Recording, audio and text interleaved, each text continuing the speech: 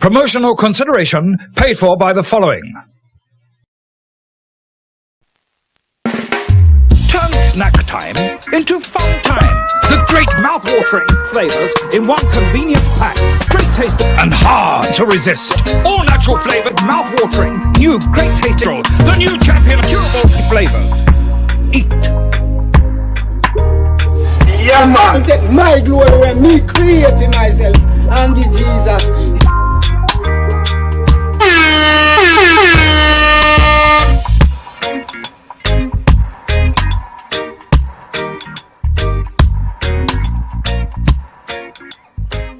We gonna mash up this food, you know.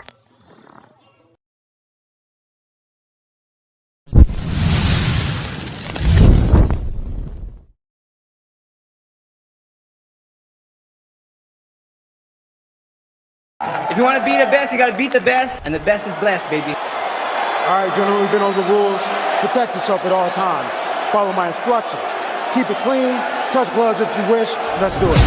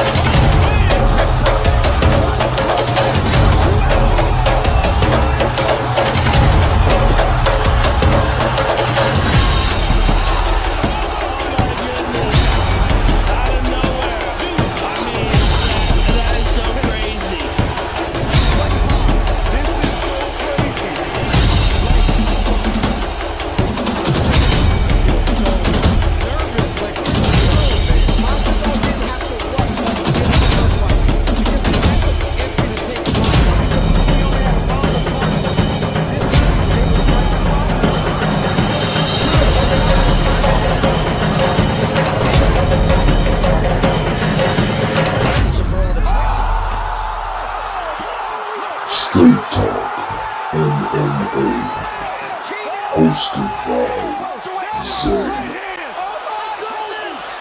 Bonez, the MMA Brotherz.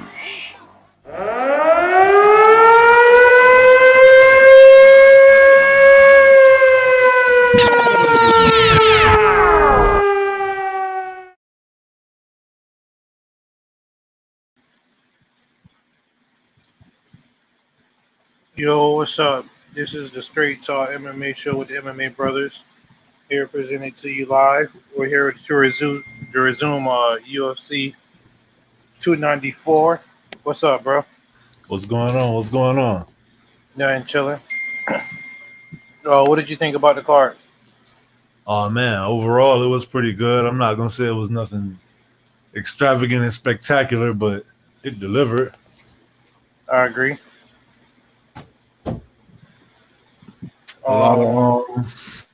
A lot of pretty interesting matchups. A lot of fouls too. Yeah, that was crazy. First time I ever seen 2-0 contests in one card. Yeah. But we'll get into that. All right, let's do it. All right. First matchup of the night, opening up the card, we had Magomedov versus Bruno Silva. What you thought about this fight? Magomedov, he got, I don't know if that's a glass eye or if he just got two different color eyes, but it's pretty cool to see. He had some pretty good stand up. Bruno Silva, he won the first round, and I believe in the second round, Bruno Silva took him down, but he was still doing damage from the bottom with some up kicks. He done it like a up kick, like a spinning up kick. When you spin with it, that was pretty cool. He did land a few good elbows. Bruno Silva, he did kind of, I don't know if he controlled, but he did have ground control for a lot of the third round. But overall, Shara, he looked like he can be a good threat in the division, in the middleweight division. I like him. I like to see where he go from here. Yeah, I was extremely impressed with Shara. Extremely impressed. One thing I noticed about him, he used his kicks almost like jabs. Like, some fighters who are tall and lanky, they kind of fight behind the jab, but he Yeah, fight behind his kicks, and they come low, they come high, they come up the middle, they come sideways. He spin a couple times, and they so fast. Like, I was impressed with the speed. Shout out to Bruno Silva though, because he got a hell of a chin. I definitely say Bruno Silva pretty cool too. He He a warrior and he pretty tough. He ain't easy to put away. Yeah, Shara was extremely aggressive. And even when he got taken down, when he was on his back, I feel like he was doing more damage off his back than the guy was on top of him. That kick you talking about is kind of like the cartwheel kick that you might see Cody Garbrandt throw every now and then, but only difference is you skip the spin part because he's starting off from the ground. And he kind of used that to create space to, like, when he posts, like he finna get up, that invites the fighter to come charging in to keep you down. So he kind of used that as notice when he did get up, it's because Bruno didn't know if that kick was coming. Yeah. So that was pretty cool. I'm looking forward to see what his future going to be like in the UFC, but he made one hell of a debut. I feel like he lost the third round, but crazy enough, all the judges gave him the third round as well, which was kind of interesting to me. But yeah, did you see the bruises on Bruno Silva's legs? Yeah, on his back, right leg, like on his thigh area. Yeah, he had a nasty bruise. At first, I thought it was a bad staph infection or one of those little things. You know, how people have those the little dots on their back or whatever. Yeah, the suction therapy. Yeah. That's what it looked like at first, but yeah, it was a legit bruise though. Yeah, if you look at it, it was literally Shara's footprint from the top. Crazy. That's crazy. Scary looking dude too. Yeah. All right. Next up in the women's strawweight bout, we have Victoria Dudakova versus Jin Frey. And go ahead, give me your input. Jin Frey, she's a vet. But I believe she's 2-5 in the UFC. I feel like she's one of those fighters that when women's MMA first started, she was pretty good then, but the way it evolutionized and now her age and everything, she can't really hang with the young up and coming fighters. Dudakova, I believe she stayed up with the stand up in the first round. The second round, I believe she dropped her towards like the end of the second round, I believe, and then she just basically pieced her up and she took control of the fight. Yeah, Jin Frey won the second round with with a takedown and a ground and pound, but I felt like she was just slower, and like I said yesterday, I feel like she came into the UFC too late. Like if you can take her back 10 years and then bring her in, I feel like especially she would still have like more room for growth as far as with her age wise, but I feel like at this point she pretty much is who she is. And Victoria Dudakova, she was real fast, piecing her up on the feet. I'm looking forward to see what she do in her future as well. I feel like she got a real high ceiling. Not as high as Shara Magomedov, but I mean, you never know. Hey, question. What's up? I know Don Frey was in her corner. Is that his wife? No, but her husband is usually in her corner, but I don't think it's Don Frey. Okay.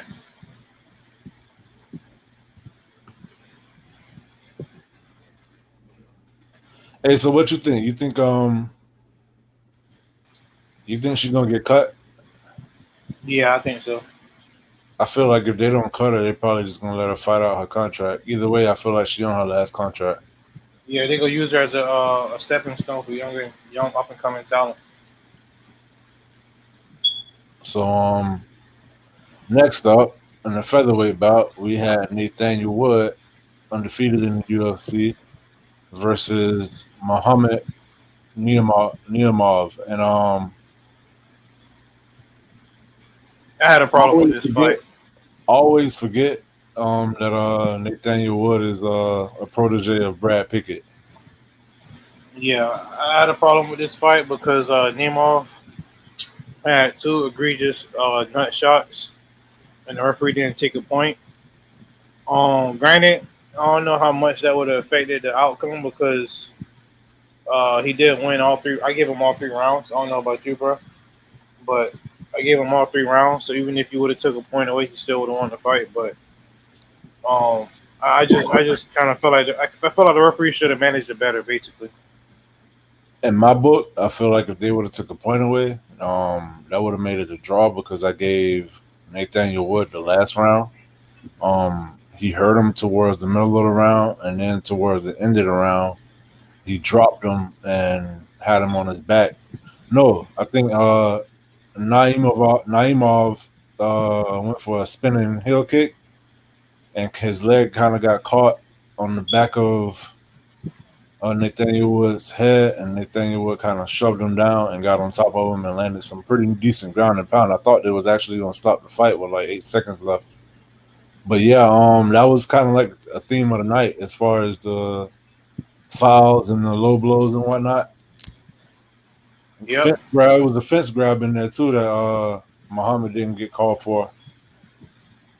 yeah, and it's like, bro, like at what point are you just going to allow a fighter to just do nut shots? Because yeah, you can stop the fight and give the other fighter 5 minutes, but if you're not going to take a penalty away, what's to say that another fighter just will not keep doing that? You know what I mean? Because there is no real consequence if you're not taking a point away. What's the real consequence? Hey, Chris made a very valid point. Former atomweight champs never fare well in the UFC, and I feel like the reason why is because they're obviously small to be fighting at atomweight, which is 105 for those who don't know. I don't think no adult should weigh 105 pounds, male or female. Yeah, but you said before you said adult male, and now you saying adult female too. No, I was saying no grown man should weigh 125, but no grown female should weigh 105. But unless you're a dwarf. But yeah, I just feel like it's same thing with Michelle Waterston. She came in and it wasn't really the same as when she was fighting the atom weight because all of these girls are bigger than you. Like even if you go to 115, that's an extra 10 pounds. And yeah, see, as Trevor saying, his daughter Leia's 95 pounds. Yeah. So I feel like that atom weight. I mean, I get why they do it in Invicta because that's an all females promotion. So I guess they want to have more weight classes because in the UFC it's only like 3 or 4 weight classes for the females. Yeah. So I get it, but yeah, that's crazy to me. But I felt like Nathaniel Wood, even though he lost, I felt like the story of the fight. I feel like he won the story of the fight. It was almost when I saw Muhammad win, I felt like he didn't deserve it. You get what I'm saying? Even though he won 2 rounds, but I mean, yeah, bro. I don't like the nut shots, and I don't like the fact that the referee didn't take a point. You feel me? Like, no, I don't like that. That kind of took me out of the fight. You know what I mean? Right. I mean, but you know, he did his thing and he did win. Like I said, I feel like he fared better than I thought he would. I thought he was going to get finished, but the first one was early too, and it was a knee. Yeah. It wasn't even like a foot; it was a knee. Yeah. So I would like to see definitely that get cleaned up. But if you notice too, also, they didn't really have a lot of the vet refs tonight. Yeah, they had a lot of the no-name refs, basically. I guess it was the local commission referees. Yeah, don't do that again, UFC. If you go back to Abu Dhabi, bring your refs over. Hey, remember last time? I think it was Benoit Saint Denis. Looked like they was going to let him die now at the gun. Yeah. But moving on to the next fight, we had a lightweight bout. We had this was a good one. Who I keep wanting to call Brandon Whedon for some strange reason. versus Anshul Jubli. And this was a great fight.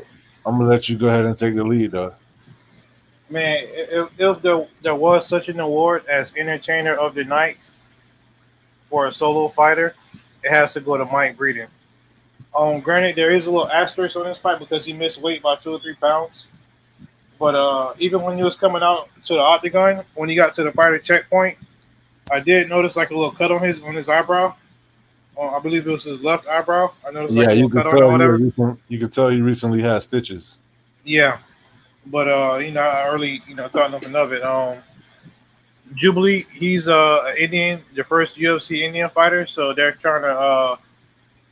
I don't want to say put like a whole lot of hype behind him, but they're definitely, he's definitely a marketable fighter. So the first 2 rounds, Jubli was piecing them up. He was undefeated jabs. too, right? I believe so. But he was piecing them up, using jabs, using kicks, and I'm like, damn, man, I like this guy. And even on a review show, I picked him to win because I wanted to see him win just for India. Just I like the story and everything. But he was piecing up Mike Breeden for the first 2 rounds, and then it got so bad to the point where that cut opened up, and you could see literally a piece of his eyebrow skin just hanging off. It was so amazing. It looked like he had an extra eyelid. Yeah, and if that also tell you something about Jubli because he was striking that eye, but not as much. I feel like he should have had more of a killer instinct and still have started, just snipering, becoming a sniper and just pinpoint that eye. You know what I mean? But in the 3rd round, Mike Breeden came out and he just started barking at him, barking at him. And then keep in mind, they're in Abu Dhabi, so he started chanting USA in the middle of the octagon, and it just straight up threw Jubli off his game, and he didn't know what the hell was going on. His eyes just got wide, and he was just moving slow, and Breeden started catching him with some combinations, hitting him with the 1-2s, catching him with some hooks, and he was just taunting them, and every time he'll throw a kick, he'll move out the way, and he'll brush it off, and he was just taunting him so bad. It was so embarrassing for him, man. Especially when he was stuffing the takedowns. Yeah, he'll stuff the takedown and then like do his head in the air. Like he can't even see it. You know what I'm saying? And then and I also showed you Jubli too was getting pieced up on the feet because he wasn't shooting for takedowns in the first 2 rounds. He was getting desperate. But he just this is a prime example of when they say that fighting. A lot of people say fighting is like 70% mental and 30% physical. This was all that right here. This was proof of that right here because he basically just got in his opponent's head and just willed himself to victory because he was down on both rounds, and his corner even told him, "You got to get the finish here in the 3rd." And damn it, he sure did too because he caught him with a nasty right hook and dropped him, and he caught him with like it was unnecessary, but I mean, he's not wrong for it, but he was already out. That's why it was unnecessary. But yeah, that was very impressive, man. Very impressive. Hey, his reaction when that cut opened up, you can tell it hurt real bad. Yeah, because he backed up a little bit. He backed up a lot of it, and he put his back up against the cage, and it's almost like he wanted to clutch it, but he tried not to, and he froze for a minute, and Jubli was able to let off like a 3-4 punch combination without him responding. But I feel like once he recomposed himself, he got himself back in the fight, started swinging back, made Jubli. I feel like if he would have let that go on for like a good 3-4 more punches, it would have put Jubilee's mindset in a state of I'm going in for the kill. You get what I'm saying? But I feel like he threw enough, like right before that point, to where Jubli was like, "Oh yeah, this is over." I feel like he threw some heat that kind of made Jubli like respect. Okay, this is still like a dangerous man in front of me. Yeah. But he definitely channeled his inner Nate Diaz. Yeah. I feel like if that was in front of an American crowd, it would have got a much bigger pop, man. Absolutely. And yeah, that cut was nasty though. I thought his eyelid was gonna come off literally. Man, question, bro. What's up? When a fighter misses weight, and they showed such an impressive performance, do you still give them a bonus or no? The UFC doesn't, and I feel like there are certain circumstances. I feel like I didn't like his excuse for missing weight. He said that it has something to do with his eye and the cut that he had, but I feel like that has nothing to do with like cutting weight. So, I mean, nah. Overall, I would say no. I would say nah. Usually I would say no, but it's unprofessional. You get what I'm saying? Yeah, I will make an exception for this one though. I feel like if once you make an exception, then everybody gonna be expecting you to make an exception. You got to send a hard statement that you got to make weight.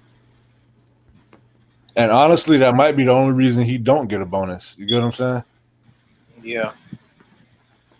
Next up, we had Abu Azaitar versus Cedricus Dumas. Florida Zone, Cedricus Dumas. From Pensacola. Yeah, I actually was pretty impressed with Dumas' performance because Azaitar, even though he had the 2-year layoff, he came in looking for just the headshot kill. He was winging them hooks or whatever, and he had a lot of power behind his punches. The first round, Dumas quickly took him down, got him in like a little body lock, and took him down pretty easy, and controlled the entire first round. Don't forget before that, Dumas got dropped though. Yeah, it was. It was kind of like a stumble, kind of. Yeah, he got hit a little bit, but I wouldn't say it was a clean drop. It was enough. It was enough to make him decide. You know what? I'm gonna wrestle this guy for now. Yeah. And the fact that he didn't go back to the wrestling lets you know that that was kind of like he felt that power.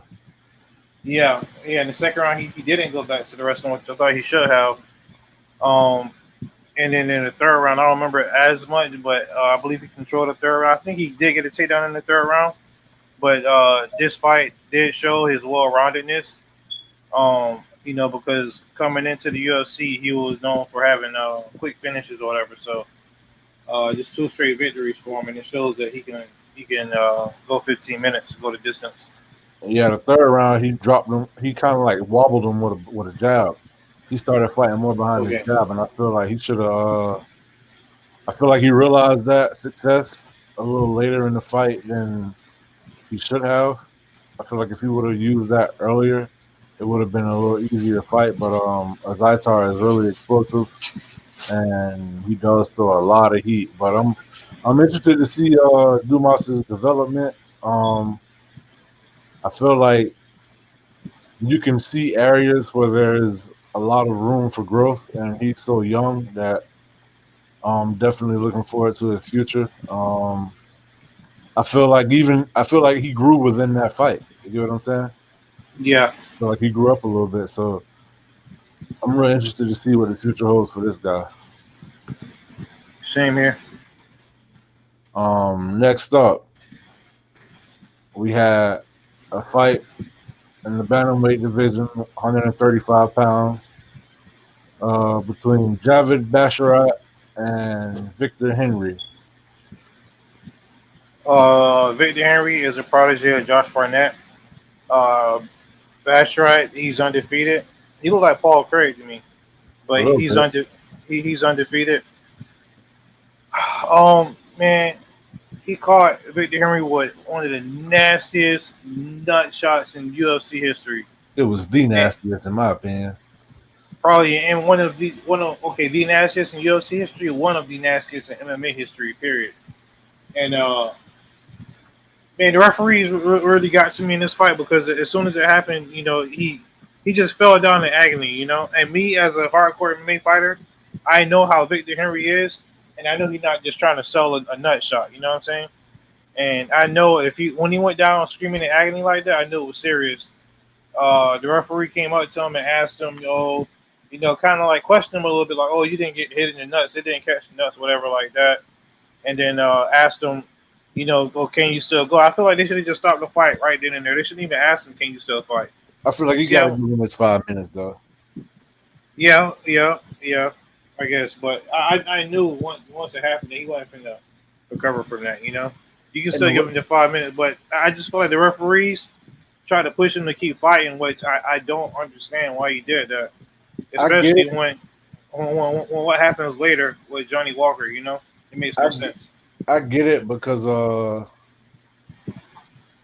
don't know if it was the referee or the doctor, but I'll get to the doctor in a second, but I get it because a lot of times, I mean, referee is a thankless job. They got the hardest job besides the fighters. A lot of times we complain because they stop something too early, but then you'll complain even more if they stop it too late, but you never say that was a great stoppage or that was good for this or good for that. Sometimes I feel like they let the crowd influence them, certain referees, and that's no good at all. You're in there for the fighter's safety strictly, so you gotta kind of take the crowd out of it. But that shot hit him in the nuts, ricocheted off of his nuts, hit him in the leg, and ricocheted off of his leg and hit him in the nuts again. And it was funny when the doctor was trying to tell him, "Oh, that was the inside of your leg. That wasn't a nut shot." And he was like, "No, that was all dick and balls." But yeah, that was crazy. I really feel for him. They said he was vomiting in the back. They had to take him to the hospital. Last I heard, he was getting the ultrasound on his. Bro, brain. I never heard of somebody getting hit in the nuts so hard they had to get an ultrasound. Yeah, that was crazy. So I don't know. I hope everything be all right with him. But and you could also tell that it was so early in the fight, and it was a very evenly matched fight. Like nobody really had the advantage. So there would be no excuse, no reason for him to try to fake something like that. You get what I'm saying? Yep. But Yep. I think they're gonna probably reschedule this and run that back. Yeah, I think so too. I agree. I think that's the right thing to do. Next up, at 155 pounds, we had Muhammad Yahya versus Trevor Peek. This fight I enjoyed. This was another fight where Trevor Peek, he's the kind of fighter that usually he finishes the fight really quick. So to see him go the distance and go 3 rounds was I feel like that's good for his development. I thought they was gonna rob him and give Yahya the fight because Trevor he did win, but I don't think that he dominated the fight. So I feel like there was a little room for them to do something like that. But yeah, overall, I don't really have much more to say about it. I'm just impressed that he was able to withstand and go all 3 rounds because that's real big for him. I really like those standing hammer fists. He make it work for him, but it go against everything that like they will probably teach you as far as fundamentals and whatnot. But what was interesting to me, even though he lost the fight, I feel like Muhammad. I don't know if he had an injury or if it was the leg kicks because he did get hit with a couple of nasty leg kicks, but we've seen way worse as far as like volume when it comes to the leg kicks and damage. I mean, I don't know what it was, but he seemed like his legs was giving out on him a lot. Like he felt like I don't know if he didn't have no balance. I don't know what it was, but Yeah, DC did mention that, and he was saying he need to learn how to have better like balance in the octagon because whenever he get touched, he didn't have like a good base. He would kind of like fall to the ground and just he wasn't real steady, with his movement. and but what was impressive that he did to me was the way he hooked in that Darce. Did you see that? He kind of had like his back towards the cage. Yeah. And he did, like a front flip. Yeah. And landed in the Darce. I thought that was pretty cool.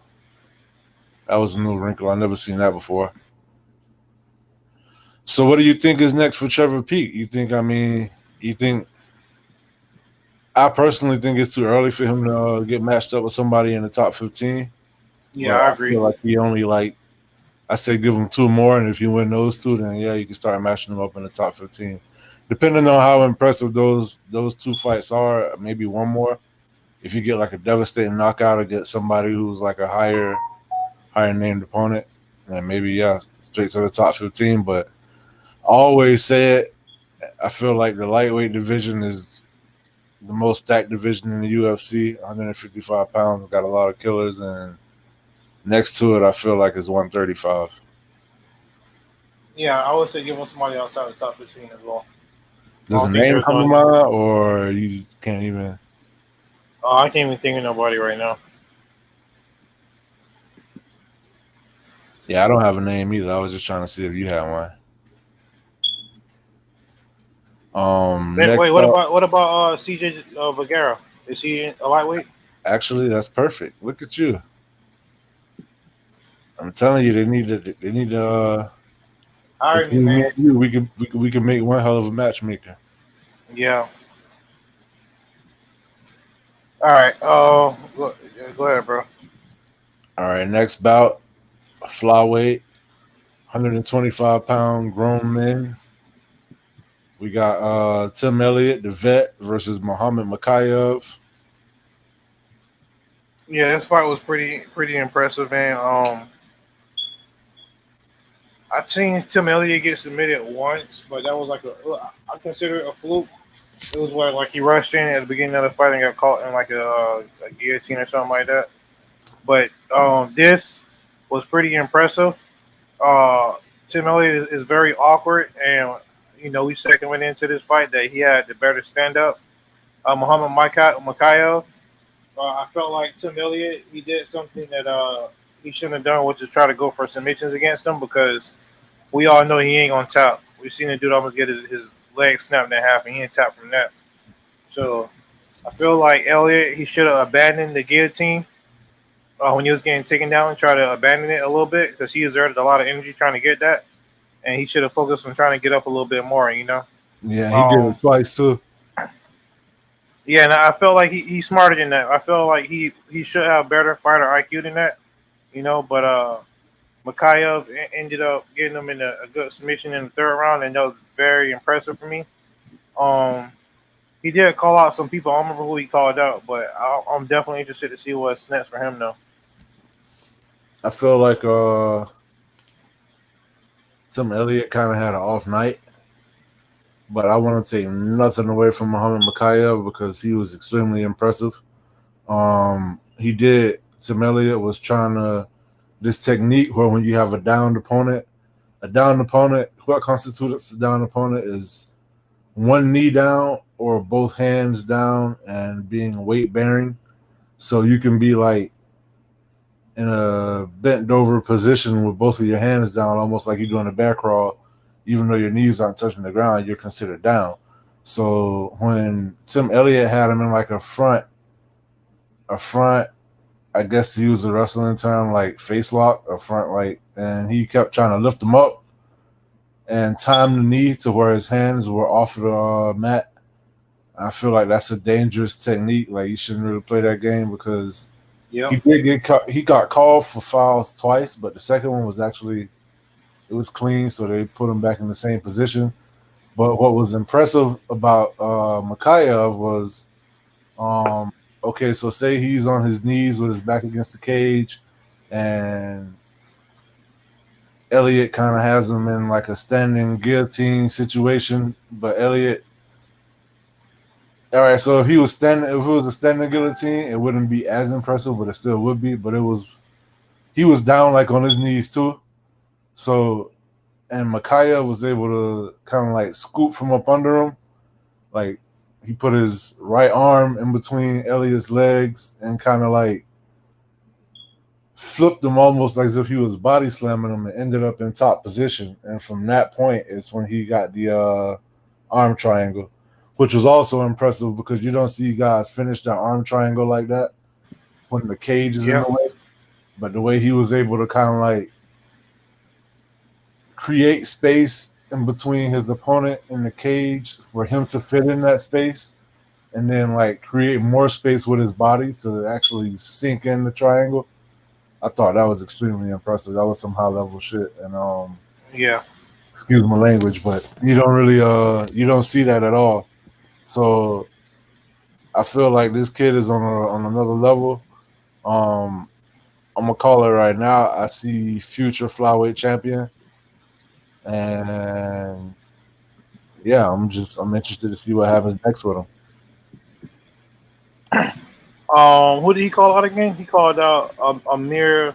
Oh, he called out Kai Kara France and Amir Albazi. I feel like they should give him Albazi. I feel like Cara France got unfinished business with Manel Cape. I agree. Yeah, I agree with that 100%. Albazi got a win over Cara France, but that was BS. Yeah, it was a fluky win. Nah, that was a straight robbery. And from there, we go to our main card, UFC 294 main card. Started off with a bantamweight bout, so that's 135 pounds. You had Saeed Nurmagomedov versus Muin Gafurov. Not much to say in this fight. Gafurov, I believe he shot in or got in the clinch for a takedown, and Saeed got him in a nasty guillotine, and I believe it was over within like a minute when he put him out. It was pretty impressive. Yeah, it was so deep. It was so deep. And I didn't even realize how deep it was. I didn't think it was that deep. Nah, as soon as all right, so Gafurov clipped Nurmagomedov, and then he rushed in and was trying to get the finish, and then he went for a takedown, and when he grabbed a single leg, you see Saeed just slip his arm up under the neck, and it's like he had it there, right? But from that point, he reached and grabbed his right forearm and locked it in that way. And once I saw him get that lock, I'm like, oh, this guy's it's a wrap. Like yeah, he didn't start squeezing yet. You get what I'm saying? He kind of like had it, and he waited till he got the lock secure, and then he started squeezing. And yeah, I feel like it happened before Gafurov could even realize what was going on. But as soon as I saw him grab his forearm, I'm like, this is going to be a quick sub. And he did tap, but he tapped on the opposite side of the referee. And what's even more kind of crazy is Saeed actually let go before the referee even broke it up, but Gafurov was already sleeping. And I want to ask you a question. What do you think that the referee not being in position, or like is that a strike against the referee? In your opinion? The referee looking for so much stuff. He also looking for a fence grab. He also, looking at he might be on the opposite side, looking at where the head is or something like that, focusing on the head, looking at the fighter's eyes. So I don't really hold that too much against the referee. So it goes back to what I was saying about how that's a hard job. And yeah, that was a 2-part question. Part 2 being, if Saeed, if that was you, would you have let go? Nope, not at all. Because the guy can wait back up real quick. Right. And the ref will look at you like, I didn't stop that fight. Yeah, he was real nice about that. I definitely wouldn't have. Yeah, I know that makes you happy to see Nurmagomedov get the victory like that. I mean, I respected the fact that he could have been more ruthless about it. I respected the fact that he let go. But he's bantamweight, and I'm looking at the bantamweight. Number 15 is Adrian Yanez. 14 is Chris Gutierrez. Number 13, Ricky Simon. You know who I want to see him fight? Jonathan Martinez. You called it right out. Yep. I think Martinez will beat him too. Oh, actually, we tripping. You know why? Why? Because Jonathan Martinez beat him in his last fight. Oh, yeah. All right, so Ricky Simon then. Yeah, Ricky Simone. Yeah. Yeah, that'd be a good one. He just got thrashed by who was it? I don't remember. The Asian kid, man. Who be with Uriah Faber. Oh, Song Yadong. There you go. All right, so next up, a middleweight bout. We got the 185ers. Iskram Aliskerov versus Warley Alves. Alves came into this fight saying that Iskram Aliskerov would have to do more damage than he's ever done in his entire fight career in order to get me out of there. Yeah, I think he did. No. He dropped him with like a jab, and then Alves popped back up. No. It I don't know why wasn't. it was a hook before that, but it's just all right. He hit him with a hook, a right hook, and it kind of like I don't know. I feel like the commentators missed it, and I don't know. I saw a change in him when he got hit with that hook. He backed up against the cage. It's Yeah. kind of like Yeah, he got him up against the cage. I remember he caught him with a nasty like a switch knee, and then you seen his eyes roll up against the back of his head, and then he just started teeing off on him with some nasty combinations up against the cage, and he put him out, and that was pretty impressive. yeah, it was. I feel like that hook. Like everybody missed the hook, but it was the hook before the jab. Like he hit him with a hook, and it kind of like I don't know. I can't really explain how he reacted to it, but at that point, I knew he was hurt. But he kind of tried to keep a game face, and then when he walked forward, he caught him with the jab, and that's the one that actually like I feel like that was the straw that broke the camel's back. But Yeah. and then from there, I think it sat him down. He got back up, and then the flying knee hit him right on the chin, and that's when you saw the eyes roll, and then he just teed off on him from there. That was a really brutal finish, actually. That should probably be KO of the night. I don't know. I'll take that back. But Aliskerov is a dangerous dude. Middleweight. I don't know what's next for him, but I would like to see him face off against the Russian dude. Nah, the Russian dude with the. Yeah. I know you're talking about. I can't think of his name, but I know exactly what you're talking about. I know you do. A kickboxer. Yep. Yeah. I would like to see those two guys go at it. Next off, a feature bout at 205 pounds. We had Magomed Ankalaev versus Johnny Walker. Yeah, I was very interested to see how this fight will play out. If I had to say, even though we didn't get to see much of what was going on, I believe that Ankalaev was kind of getting better of him, going with the pacing and everything. But yeah, he got him down to the ground up against the cage and caught him with a knee to the face, a legal shot. And they stopped the fight. And then the referee was asking Johnny Walker, do you know what country you're in? And Johnny Walker couldn't give him an answer. He said the desert, I believe he said. And so they ended up stopping the fight. But at first, I was pretty mad about it because they let the egregious nut shots go on and everything like that. And they tried to get Henry to fight after that nut shot. But if you ask a fighter what country they're in and they say the desert, then that's reason to stop the fight, because he never gave an answer, and he can't understand English because when he did his pre-fight interview, he did it in English, So I can't really blame the ref for stopping the fight because he didn't give a clear-cut answer. It was the doctor. Yeah, the doctor. Yeah. Do I think he could have continued? Yeah, and he was definitely acting like he wanted to continue, but. I understand why the doctor did what he did. I'm not going to bash him for it. Yeah, me either. I was upset at first, but after further consideration and actually seeing the replay and hearing the audio on it, he asked him what country he was in, and he couldn't give him an answer, and he looked confused, but he also looked like he was ready to fight. I don't know. I don't know if it was like I feel like you gotta have a lot going on in your head, like during this situation. You get what I'm saying? I don't know if he was focused on the fight, but also too, when the referee waved it off, it's like he did it right in front of Johnny Walker, and it's like that didn't register to him. You get what I'm saying?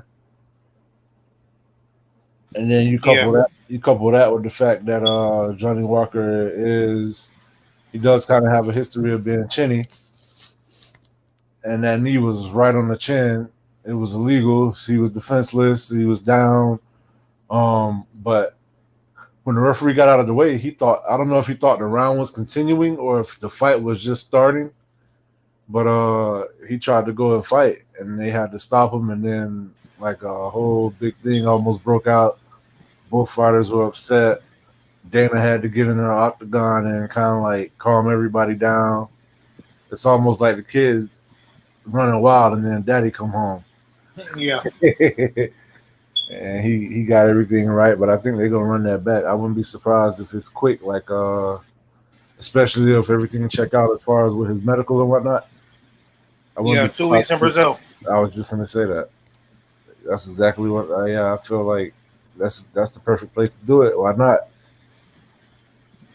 You can knock him out in his hometown, in front of his hometown, I should say. Yeah, so that was pretty uneventful. We didn't get no questions answered.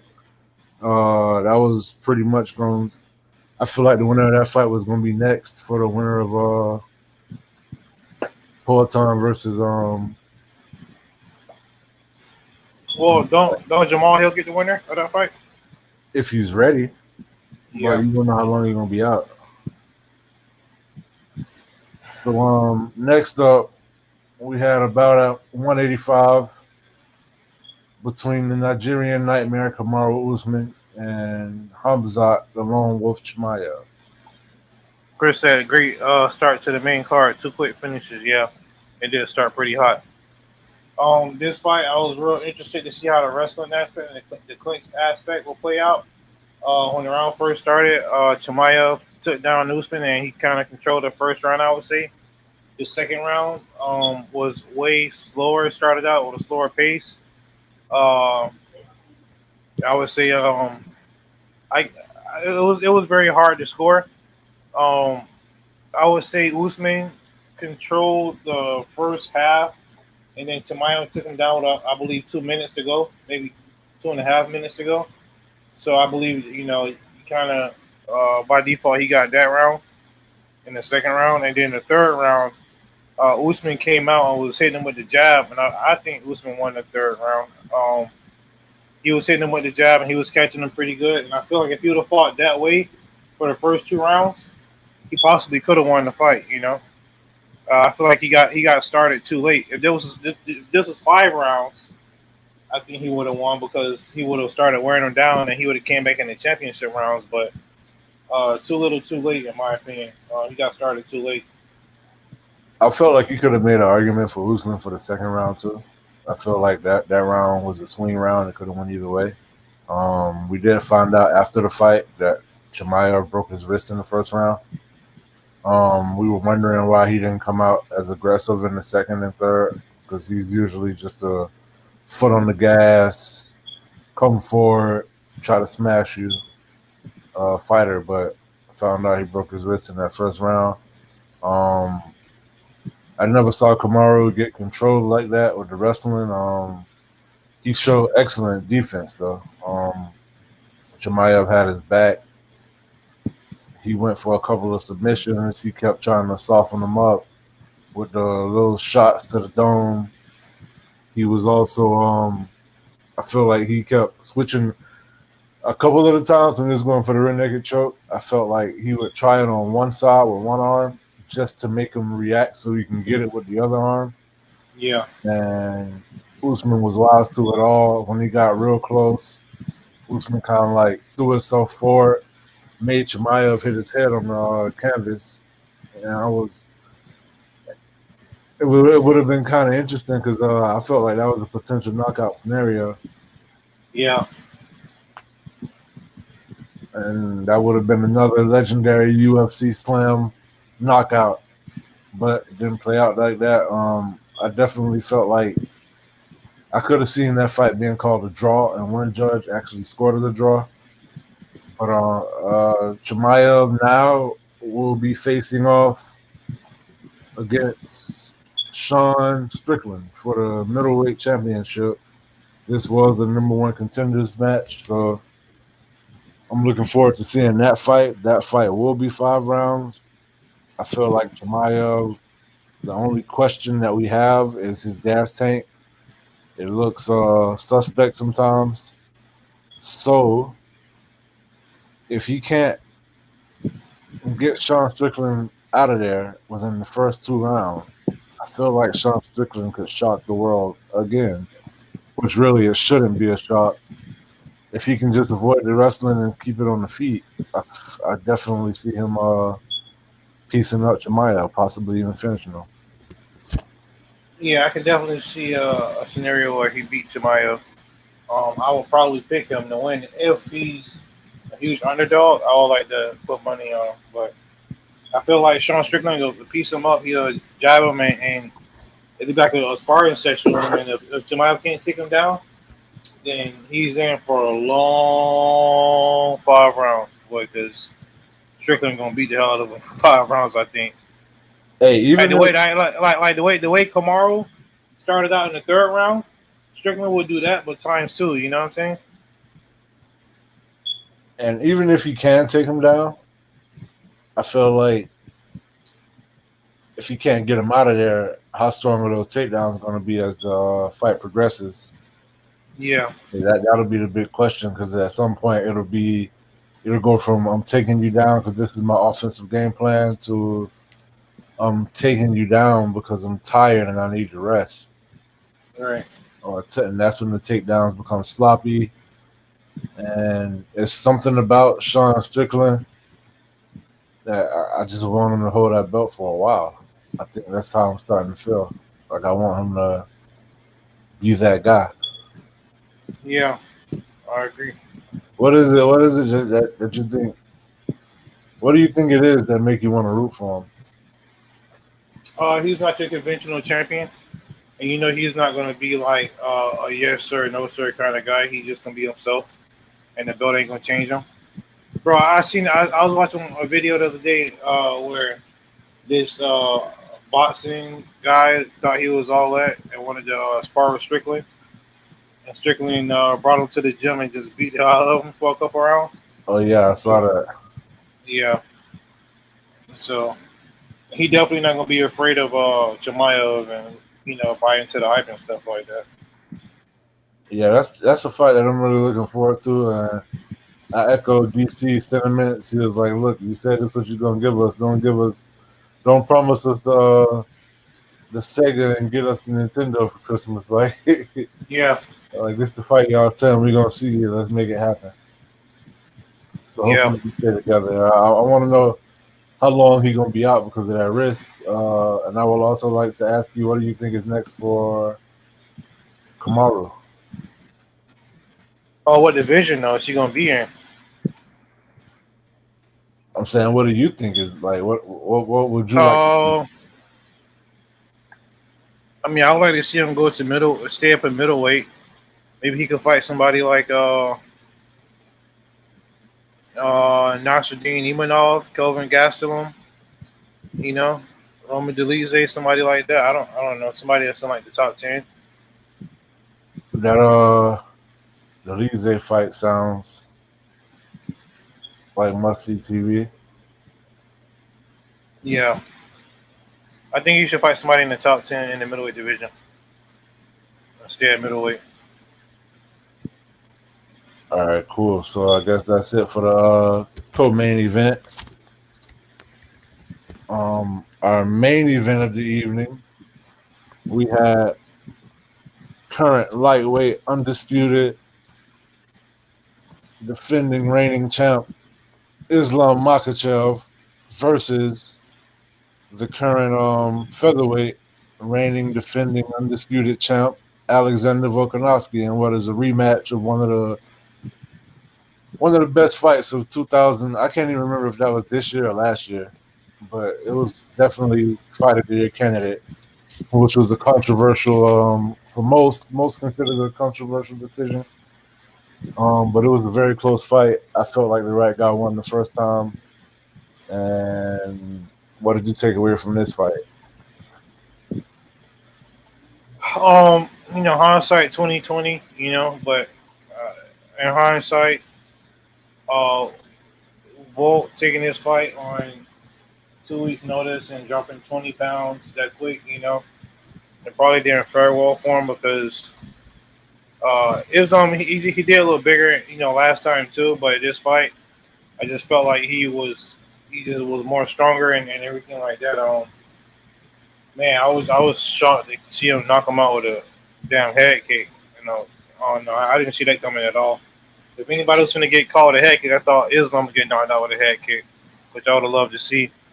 Um, but yeah, this is our first time seeing Volk get finished. So it was pretty shocking to see. And we was talking during the fight before the fight that Islam striking is underrated. So I mean, it just proves that. I would like to see him fight Justin Gaethje next. Yeah, that's what should happen because I mean Gaethje is the number one contender. He's also the BMF champ. They should definitely make that happen. This fight was kind of quick, anticlimactic. It was a pretty vicious finish, though, I must say.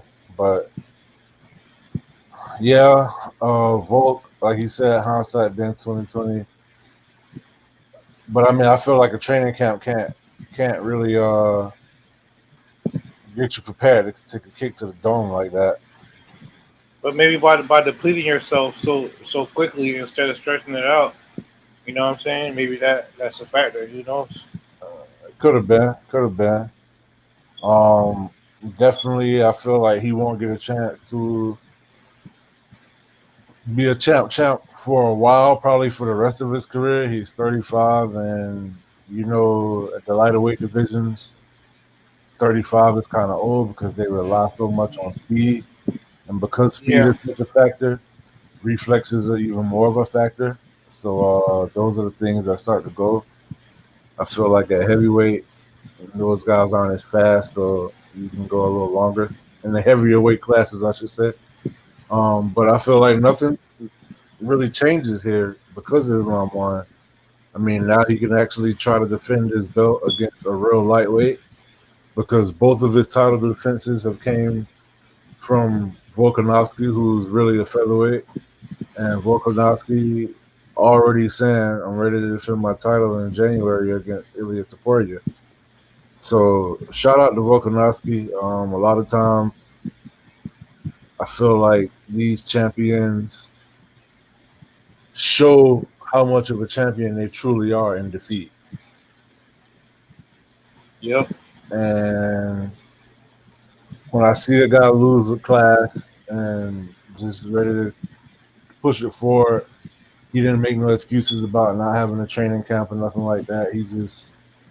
Islam was the better man. I got caught. I wish I could have gave y'all a better fight. I wish just that in the third. And yeah, that's pretty much that.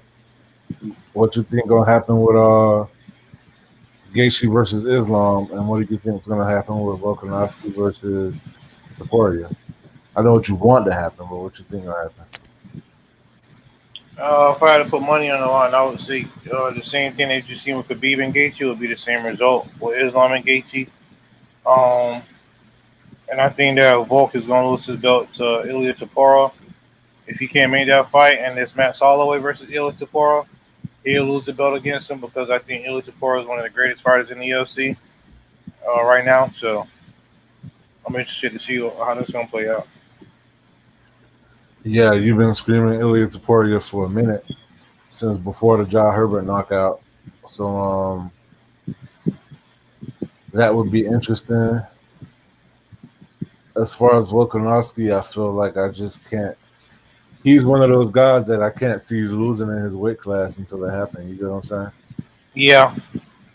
But, I mean, the best part about it, and which is one reason why I love the UFC so much, is I say that, but everybody he's defending the belt against, like, I could see those people beating him as well. You feel me?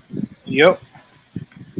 It's like there is no cookie cutter opponent, especially when you have the belt and you at the top.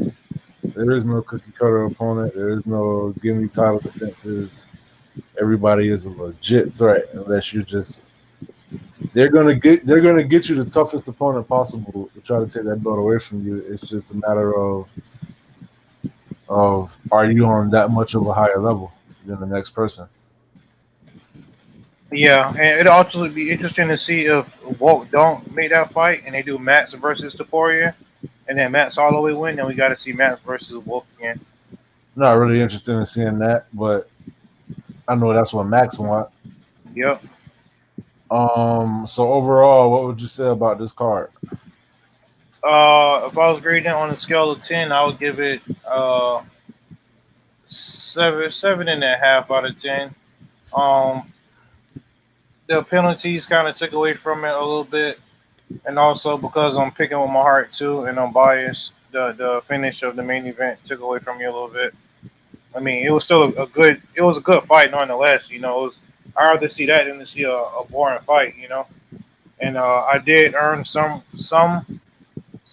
respect for Islam after this performance, because you can't, like, there is no way you can talk trash about him now after that. You know, like, he just knocked out Volk in the first round. So God damn, bro. Now you earn some respect for him? yeah, I got some respect for him. Yeah, so you ain't respect him at all. Nah, I had like very little respect for him before coming to this fight. That's insane. You're a tough crowd, boy. It is what it is, man. Yeah, I feel like this card definitely left me wanting more. I don't know if it's because of the time change or I don't know what it is, but I felt like, damn, it was already only 13 fights as opposed to 16 or 17, like 16, 15, I should say. And then on top of that, 2 of the fights ended first round, no contest. So that made it seem like it was really only like 10 fights, 10, 11 fights on the card. And it just left me wanting more. The main event was quick. It's not the outcome that I wanted, but I feel like it's the outcome that we should have all expected.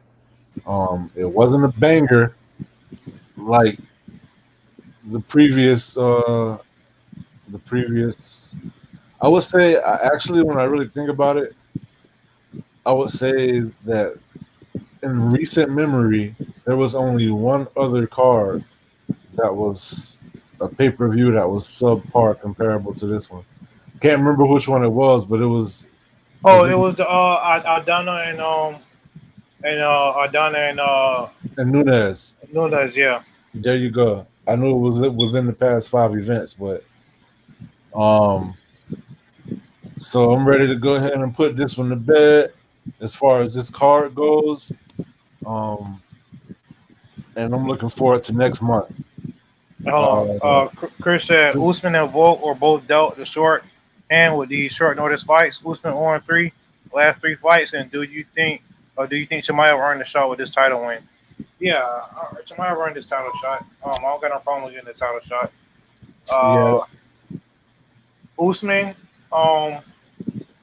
you need to take some time, not a lot of time, but you need to take a little bit of time away and come back. And I'd like to see him stay in the middleweight division instead of welterweight.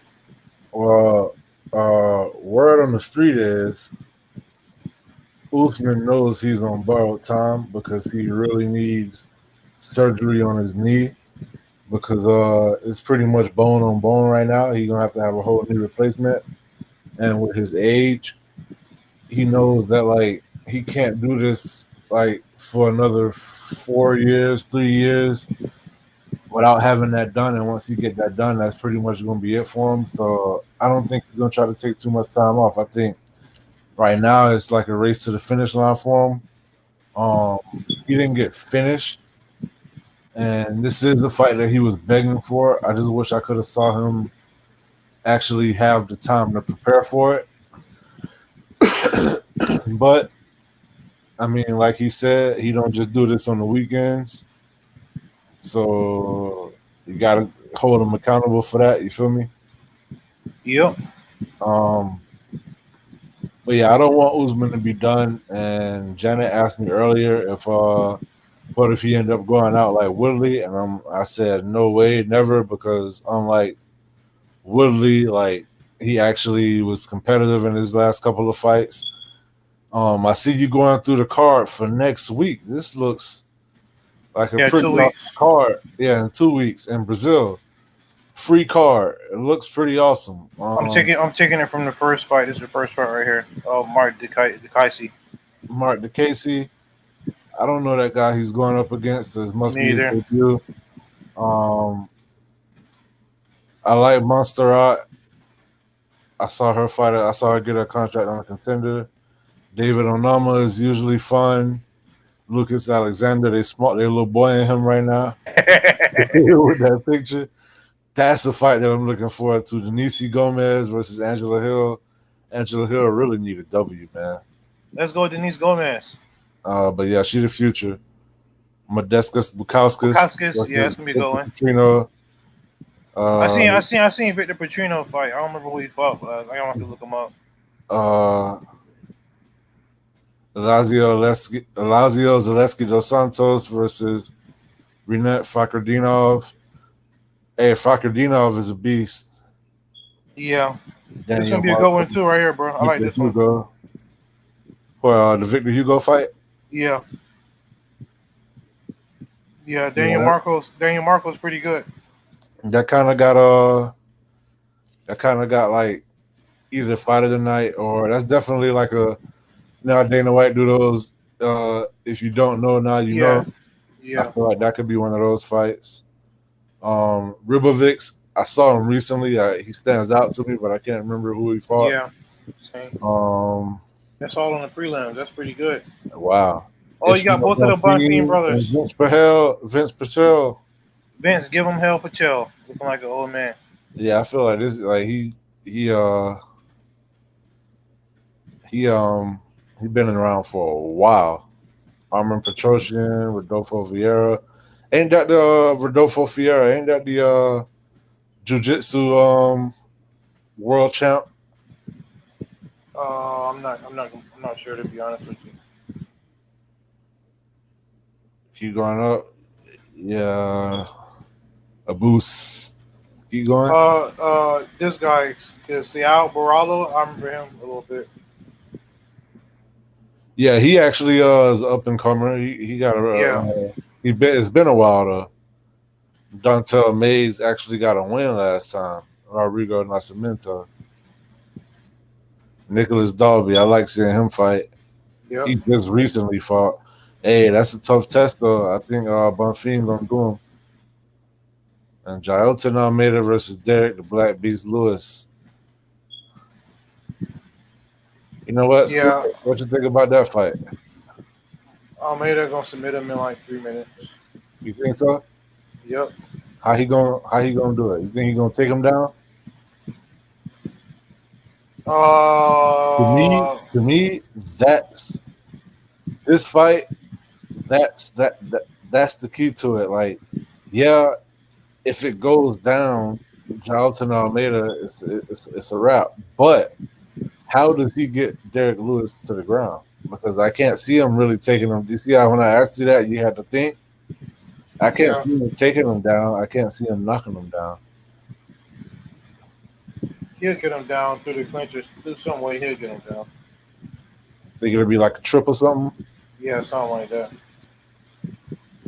But yeah, it's actually a pretty good card.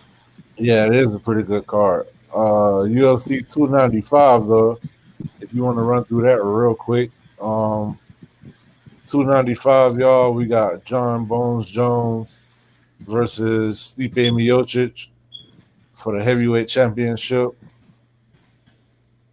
There you go right there. Madison Square Garden, November 11th. That's a good pick right there. That's gonna be the one right there. That card is looking amazing. That might be between that one and the one after that. Those are gonna be like,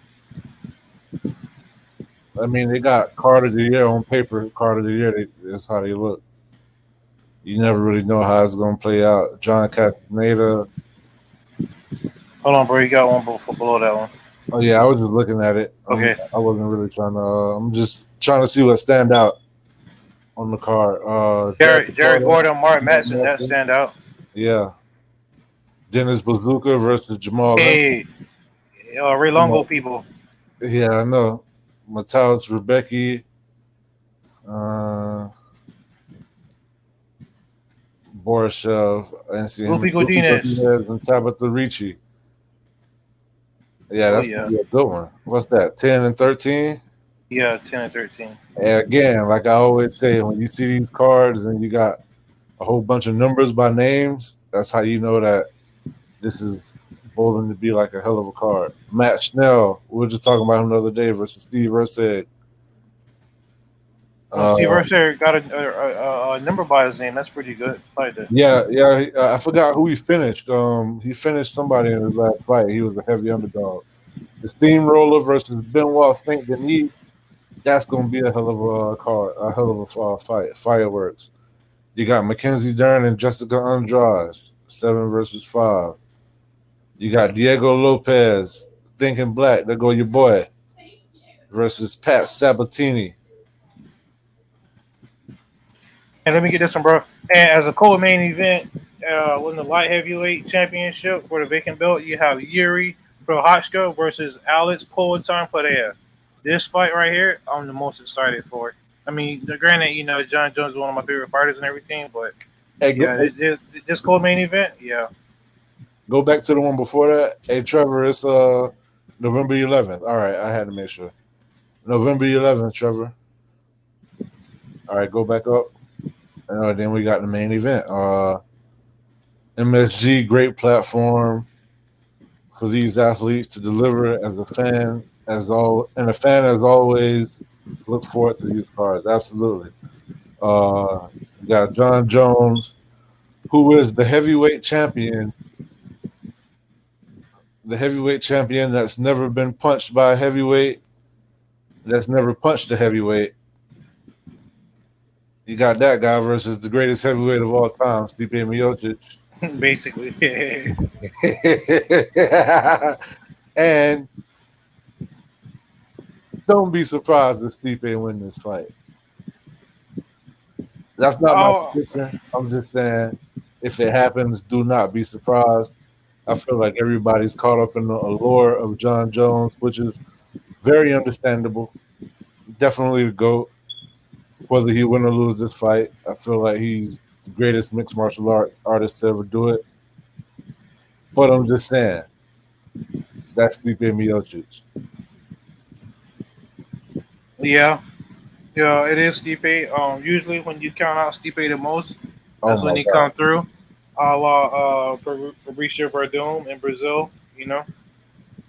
This is by far the biggest heavyweight fight of all time, in my opinion.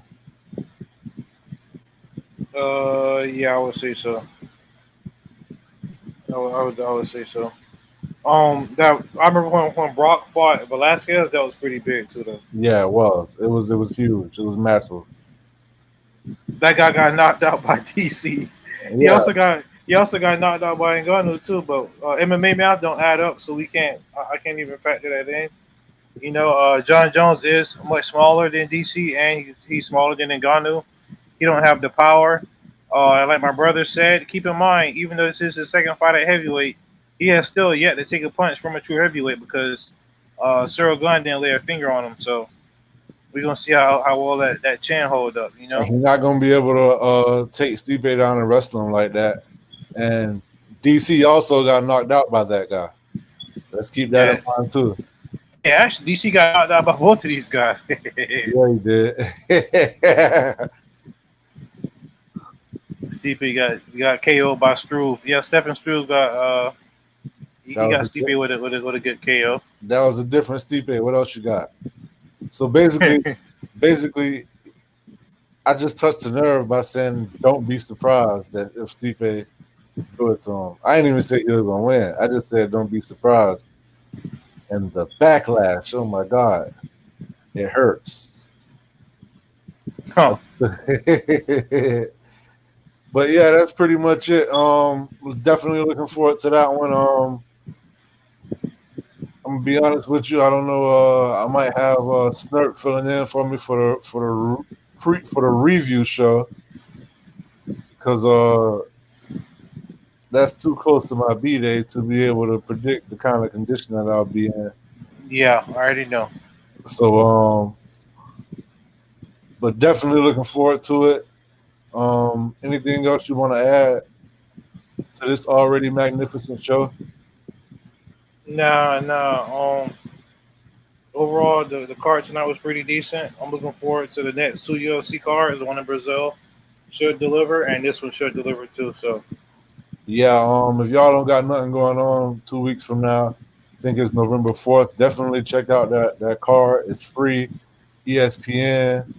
Got a lot of good fights, and that's a perfect. That's like a perfect appetizer to this pay-per-view coming up the following week, the very week after. So looking forward to that. Y'all make sure to tune in to Man Talk Monday every Monday on this very channel at 6:15, and also tomorrow I do believe Trevor's going to do something during the halftime of the Dolphins game.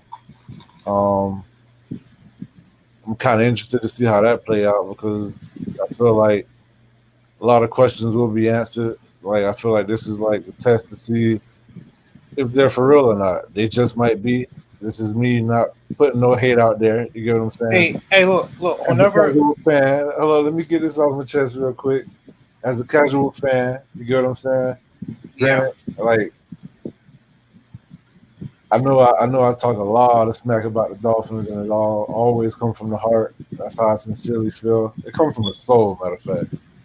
But tomorrow, I feel like if y'all win that game, You're legit. then you're legit. And one thing that I think Dolphins fans hate about me the most is that like the stuff that I say, it don't just be rhetoric because I'm hating, it be facts. So it kind of stings a little more. But that's pretty much that. During the football season, every team has about 3 or 4 games that's a measuring stick to let you know where they are. My team had that last week, and we didn't pass.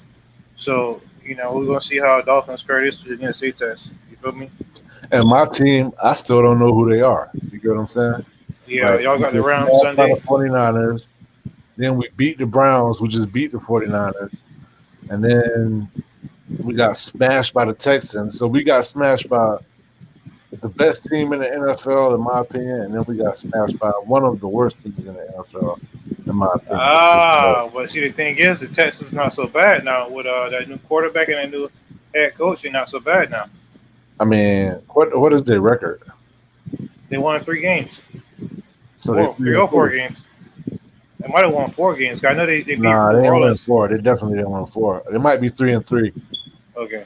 So, so then it's not one of the worst teams, but it's a mediocre team. But I feel like it shouldn't have smashed us like that regardless.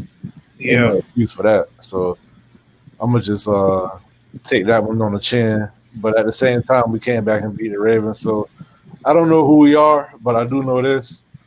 Turn up later in the season. So I'm looking forward to see who we become. All right. Yeah, I'm good. I'll see y'all tomorrow for the Dolphins halftime show and Monday for Ben Talk Monday. All right. Good show. Like I said, as always, hit the like, hit the subscribe. Peace. Peace.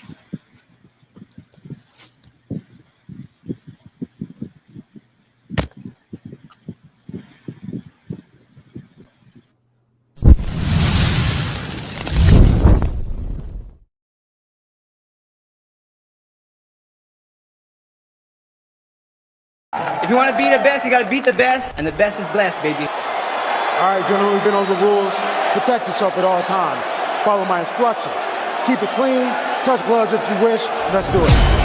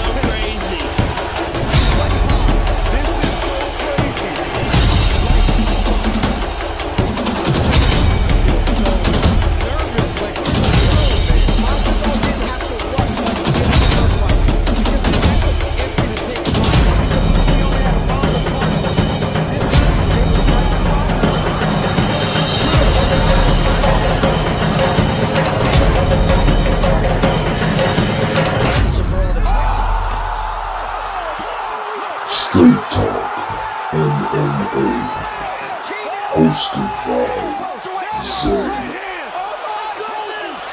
Bonez, the MMA Brotherz.